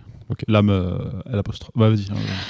Pas la chanteuse. Oh, sinon, c'était Le Flambeau, Les Aventuriers de Chupacabra, sorti en mai de cette année en 9 épisodes, donc première saison, 9 épisodes, et création originale dispo sur Canal+. Par exemple, est-ce que t'aimes bien l'humour des blagues d'intro de Comic Est-ce que j'ai le droit de Alors, reprendre quand c'est les miennes, Est-ce que j'ai le droit de reprendre le c'est contrôle vrai. de cette émission? Ouais, vas-y. Ouais, merci. Bien sûr, toutes les refs, mais toutes, de toutes les chroniques seront dispo en description du podcast. Et j'ai envie de dire, est-ce qu'on ferait pas des coups de cœur? Ah ouais. Ah ouais. Il n'y a pas un fil rouge? Ah, non. Ah, si. Moi, j'ai 3 coups de cœur. Oh non, c'est faux. J'en ai c'est 4, vrai. j'en rajoute 3. Ok, j'en ai 12. Pourquoi? Non, mais c'est un seul, les gars, déconnez pas. Hein. Ok. Je vous laisse Je peux faire le dernier 5 secondes pour décider. Un seul. Un seul. Moi, j'en ai qu'un. Moi, je vais en faire 2, je m'en fous. Dites ce que vous voulez. J'ai décidé d'en faire 2. Voilà, c'est tout. Ah ouais, ok. S'il te plaît, chef. Genre Tu ça, vois, parce que elle me c'est- regarde avec des gros yeux, vous voyez pas à l'audio, mais là, elle me met un couteau sous la gorge. Peut-être que je vais en faire qu'un alors. Moi, je serais vexé si j'en faisais un. Il y a le micro d'Ania qui vient de tomber. Alors qu'il y avait cette espèce de moment très. Elle allait parler et le micro la cancel. quoi. Un petit cancel. Le micro a refusé. Un micro cancel en disant non. Dis pas ça. Ce sera un seul. Oh Ok, ça me va. Ce sera un seul et tu Ouais. pourras garder celui-là pour... Non. Pourquoi? Oh oui, non, mais j'en fais qu'un. Je fais qu'un coup de cœur. Il y a un Il est en défi, train une de notion de défi dans sa voix. en disant, ok, Non, je fais un j'en coup de fais cœur. qu'un. Je fais un coup de Ok. cœur. Très Ok, bien, vas-y, j'en vas-y. fais qu'un. Alors, je commence. Donc, j'ai un demi-coup de cœur, on va dire. Et pourquoi Alors, non, mais en plus, j'ai un demi-coup de cœur parce que je suis à peu près à la moitié de cette aventure qui est Soldiers. C'est un Metroidvania, Ah oui. sauce Dark Souls en Oh, là, 2D, c'est parfait, allez, vas-y. avec un magnifique pixel art. Ça fait beaucoup de mots-clés, je sais, mais c'est vrai, c'est pour le décrire. J'ai passé 20 heures dessus, je suis à 41% du jeu. Demi-coup de cœur pour l'instant. Je ne vais pas en parler plus que ça, parce que c'est pas une chronique non Parce que plus. c'est pas ton coup de cœur vraiment. Parce que Ouais. c'est qu'un demi-coup de cœur, Ouais. à part que c'est évidemment développé Pré-coup par... de cœur. C'est pré-coup de cœur, ouais. C'est développé par Retro Forge Games, c'est édité par Pixel Love et c'est distribué par Just for Games. C'est dispo sur PS4 et Switch et ça sort en physique en septembre 2022 pour info. Ok, merci. Du coup, je peux y aller ou pas? Mais c'est quoi, c'est quoi ton Attends, coup de lui, cœur fait des du coups coup de cœur de 20 minutes. C'est vrai. Cette espèce de jalousie, là, c'est quoi? Non mais voilà, tout ça pour dire que j'aime beaucoup. C'est injustement difficile d'après les tests que j'ai pu lire. J'en chie beaucoup. C'est vrai qu'entre deux checkpoints, je galère, mais je kiffe ce jeu et je pense qu'il mérite d'être cité. Et mon autre demi-coup de cœur, et pourquoi c'est un demi-coup de cœur? Parce que je suis à la moitié du livre, et c'est vrai. Quel foutage de gueule. Sérieux. En vrai, hein, en vrai. C'est Moon River de Fab Caro. Je ne sais pas si vous connaissez Fab Caro, mais un auteur un peu perché de Complètement. roman graphique. Je vous lis un petit peu le pitch quand même. C'est Betty Pennyway, qui est une jeune actrice très en vogue. Une fois chez elle, après une journée de tournage, elle est victime d'un crime odieux par un homme entré chez elle par effraction alors qu'elle dormait. Le crime, bouchez-vous les oreilles 10 secondes pour éviter d'être divulgaché, elle a un pénis dessiné sur la joue. Et oui, en fait, toute l'histoire va avancer avec cette histoire de Nana qui a un pénis dessiné sur la joue. Et on va essayer de. C'est pris très au sérieux par les enquêteurs. On va essayer de comprendre comment c'est arrivé. C'est à mourir de rire. C'est vraiment trop bien. J'ai hâte de lire l'autre moitié pour que ça devienne un jour un coup de cœur, peut-être. Je Vous rends la parole. aurez pas la référence en description pour punir... Si je mettrais la moitié du lien. Ça Ouais, s'appelle, on mettra la moitié du lien, exactement. La moitié de chacun des liens. Et voilà, et ça fera une... Et ça ira peut-être voilà. quelque part du coup. Ah, peut-être, ouais. Bref. J'ai arrêté au premier coup de cœur, du coup, je regarde les Double Master 2022 de Magic qui vont sortir bientôt, là. Voilà, Ah ouais Merci ouais, pour ton voir. coup de cœur. À toi que Truss. Ça a l'air trop bien. Mon coup de cœur, mais du coup, je pense que vous en avez parlé hier dans Comics Podcast, dans Miss Marvel, qui Ah, est oui. dispo sur Netflix, Ouais. sur Disney+, pardon. Ouais. Et du coup, vous en avez dit quoi? C'est pas bien? T'as pas aimé, toi? Est-ce qu'il faut Si, l'écouter J'ai dans dit que c'était très bien, que c'était très beau, que c'était cool, que ça abordait plein de sujets, que c'était cool, mais qu'il y avait des clichés à la con qui m'énervaient. Ok, bah voilà, tout pareil. Des poncifs. Voilà. Tout pareil. Moi, en fait, hier, j'ai regardé l'épisode 2. Ouais. Et j'ai renouvelé mon amour pour la série en disant j'adore cette série. Elle Je est la trop trouve. C'est un bonbon, quoi. T'as envie de regarder ça tout le temps. C'est super bien. L'actrice, c'est son premier rôle et elle déroule vraiment. Elle touche vraiment trop bien le personnage, je trouve. Tout est beau autour. Il y a vraiment plein de choses qui fonctionnent pour moi. C'est acidulé, c'est machin, tout ce que tu veux. La réal, elle est au top, je trouve, sur la façon dont le décor interagit avec le monde et elle. Je trouve ça fantastique. Vraiment, je trouve que c'est super bien foutu. Et en fait, je me suis dit, pourtant, le scénario est ultra basique. Il va dans tous les clichés de base. Et je me suis dit, pourquoi j'apprécie. Et je pense qu'il y a un côté un peu, je mets des guillemets, exotique du fait que ce soit une Pakistanaise, qui soit aux États-Unis, qui est tout ça. En fait, comme je pourrais regarder finalement un drama japonais, et en me disant, drama japonais, scénario ultra classique, mais je kiffe parce qu'il y a le côté un peu exotique qui change pour moi le prisme de base. Et en fait là, j'ai un peu cette sensation-là, et pourtant j'adore. Et voilà. Donc, Comme Metal Lord, quoi. Ok. Et Non, mais parce que c'est le traitement qui fait toute la différence. ouais, sûrement. Et du coup, voilà, je kiffe la série. Je trouve que c'est, j'attends impatiemment le mercredi pour pouvoir regarder la série directement. Et je trouve que tout ce qu'ils ont fait avec le personnage, même s'il y a beaucoup de modifications de base, ça fonctionne super bien. C'est très bien traité. Et Voilà. 17 juin, tu pourras écouter Comics Outcast 190 où on fait un relais bulle dessus. Il est déjà sorti. Hein. Mais non, je suis pas dedans. Mais j'ai aucun intérêt à l'écouter. Ah, c'est vrai. Ouais, Tu veux que je rajoute ta voix? Moi, je vais. Ok. Je l'écouterai. Ma voix. Et après, je regarderai. Voilà, on sait trop bien. Regardez Disney+. Regardez pas Kenobi, c'est de la merde. Voilà. Oh, je pourrais parler de Kenobi. Je pourrais parler de Kenobi en disant que ça a un cul entre deux chaises, ce truc, quand même, tu vois. Waouh, pourquoi on a pourquoi C'est pas fini, le tien. Bah, parce c'est qu'il bon. il a drop the mic, quoi. Ah, Merci. faudrait un bouton pour ça. Quoi. Il me reste 3 places. Ah ouais. ok. Ah. Bah voilà, bah, c'est un nouveau jingle à faire. C'est Que clair, moi. triste. Ouais. Ton coup de cœur. Bah, c'est dommage, parce que mon premier coup de cœur, j'ai pas le droit d'en parler, mais c'était toi, Anya, bien sûr. Oh, Mais j'en parlerai pas. C'était pas, Ok. c'était pas ouf. C'était pas ouf. C'est pas fou.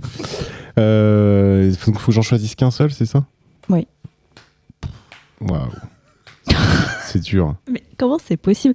Il y a littéralement des épisodes où quand je vous pose la question, vous avez rien, mais vraiment rien qui vous passe par la tête. Et là, d'un coup... Et bah. T'étais énervé quand tu l'as dit. J'ai Ouais, senti il y a eu un- et bah, le point d'agacement. c'est plus passif-agressif, c'est agressif tout Ah, court. c'était Non, agressif, très vous agressif. abusez, hein. Franchement, vous abusez. Un chef, ils abusent quand même. Hein. Ouais. Non, mais en plus, elle voulait pas que je parle de mon premier coup de cœur. Bon, du coup, ce sera la série Show Me a Hero avec Oscar Isaac, qui est aussi produit par le mec qui a fait The Wire. Qui d'ailleurs une nouvelle série qui est sortie qui s'appelle We Own the City, qui ressemble beaucoup à The Wire, qui est d'enfer. Mais bref, Show Me a Hero, c'est 3 épisodes d'1h30 à peu près. Le dernier est un peu plus long. C'est avec Oscar Isaac en acteur principal, celui qui joue par exemple Moon Knight qu'il faut pas regarder. On en parle très bien dans l'épisode 188 de Comics. Il y a des trucs à regarder quand même dedans, je trouve. Et en fait, de quoi ça parle? Ça parle tout simplement non, c'est une série politique. Ça parle donc de la ville de Yonkers, qui est dans l'État de New York, qui est au nord de New York, je crois. Et c'est une histoire vraie. Et il y a eu la ville s'est fait attaquer par l'État et condamnée à devoir construire des appartements, enfin des maisons, des habitations pour la population défavorisée, donc noire, et pour pouvoir déplacer en fait des familles noires dans les quartiers blancs. Voilà, c'est pas dit comme ça, mais c'est exactement ça. Et les quartiers favorisés. Et alors ça paraît un pitch, voilà, un peu chiant. Oui, c'est David Simon d'Iggy-Goz, le producteur. Mais en fait, le truc est raconté donc des années, je crois, 80 à 91, quelque chose comme ça, ou un peu plus tard. Et c'est incroyable. Ça parle de tellement de choses. Ça parle des manipulations politiques, ça parle du racisme ordinaire, ça parle des difficultés des populations latino et noires américaines, noires américaines du coup. Voilà. Si vous avez aimé The Wire, si vous aimez bien un peu les séries politiques, les séries avec beaucoup de fils qui s'entremêlent et un peu compliquées à suivre, bah voilà, je vous la conseille. Et Oscar Isaac est incroyable. Dedans, il y a le Punisher aussi. Je me rappelle plus du nom de l'acteur. Il y a aussi la mère dans Stranger Things qui s'appelle Winona Ryder. Il y a énormément de bons acteurs. Il y a le pingouin dans le dernier Batman, pareil. Donc voilà, c'est cet acteur-là. Colin Farrell. Voilà, c'est ça, merci. Non, t'es fort en nom d'acteur. Hein. Ah, j'en ai dit que un, surtout ceux que je cherchais, donc ça va. Voilà, c'est que 3 épisodes d'1h30, ça se regarde comme un film en fait, et c'est défonce. Ok, cool. Tout ça rajouté bien évidemment dans la description. T'as un coup de cœur peut-être toi aussi, non? Moi j'ai un coup de cœur. Ouais. Un seul. Ou 3 ou 8, je sais pas. Mais comme vous en avez dit 12, ça n'a pas besoin de le mettre, c'est ça? Ouais, c'est ça. Ok. Elle a pas trouvé. Cellule psychologique. Tu voulais pas parler de la chaîne culinaire, le goût du voyage? Oh, ça va bien ça. C'est vachement bien, où c'est une fille qui va... C'est ton Ah, coup ça de me cœur que dégoûte, tu essaies de ça me placer. dégoûte. Kétrus. Non, Arrête, tu m'en as pas parlé, c'est votre truc, tu m'en as Arrêtez. parlé. Essaye de placer un coup de cœur qui va Qui va dans des familles, Anya, il qui essaie demande- de placer un coup de cœur comme ça. Appuie En sur le même bouton. temps. Ah, Vous parlez tout qui est en même disponible temps. sur Instagram et YouTube aussi. ça va être horrible à écouter. Cet épisode va être horrible. Moi, je regarde Ouais. la saison Comme 2 de Future d'habitude. Diary, sinon c'est trop bien. Je m'excuse d'avance pour le brouhaha. Bah non, pas d'avance. Ouais, du coup, de A posteriori, du coup. Ouais. A posteriori. A posteriori. Arrêtez, ça se fait pas. Mais sinon, on va quand même faire un récap de cette émission, histoire de. Allez. Allez, faisons-le. Du coup, Zef nous a parlé de Blackwater, Kétrus de Metal Lords et John du Flambeau, les aventuriers de Chupacabra. C'est Chupacabra. Chupacabra. Chupacabra. Bra. Vas-y. Brrr. Oh, ah, il y a un gène de la langue roulée, je crois. Bref. Ah, j'y arrive pas. Ouais, j'y arrive pas. Mais sinon, merci à tous pour vos superbes chroniques. Je vais juste faire un petit rappel à nos auditeurs pour dire que le Contrecast fait partie du VHS Vaisseau Hypersensas, association qui se finance via un Patreon dont on vous filera le lien en description. Si jamais vous voulez nous témoigner votre amour comme d'habitude et votre soutien infaillible, allez-y. Et si vous voulez aussi la photo de Zef, allez-y. Et tu sais qu'on a fait un truc par rapport au palier des cotisations, c'est qu'il y a une inflation en ce moment qui a lieu dans le monde, mais pas sur les paliers Patreon. Ça reste les mêmes Exactement, prix. Donc du ça coup, reste les mêmes. ça coûte moins cher Le qu'avant. palier de base, il a été sauté. Donc, Ouais, mais Chut. voilà. C'est pour moins cher qu'un plein d'essence. T'imagines si j'avais fait 3 coups de cœur et que t'en avais fait 2, on en aurait fait combien? En fait, j'avais une autre blague si tu veux. Oh là là, Mais c'est ça, t'as pas bizarre. prévenu. Ah ouais, mais j'ai toujours une blague. Enfin, vous me posez pas la question, mais je la trouve dans l'émission.